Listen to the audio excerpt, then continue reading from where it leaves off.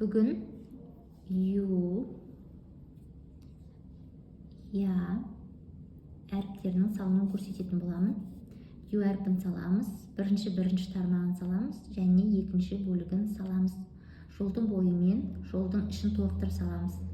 Келесі тағы да біреуін салып көрсетейін. Ю әрпі. Енді я әрпін саламыз. Тармағын созамыз. Екі клетка тастап, я әрпін салып, тармағын созамыз. Енді осы әріптерге байланысты сөздер жазамыз. А, ю. Келесі екі клетка тастап,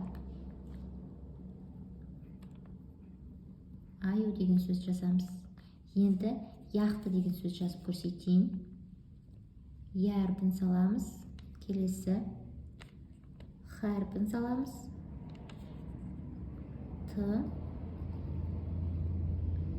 а. Яқты деген сөз жазамыз. Екі клетка тастап, тағы бір жазып көрсетейін. Жолдың бойымен тармақтарын созып жазамыз.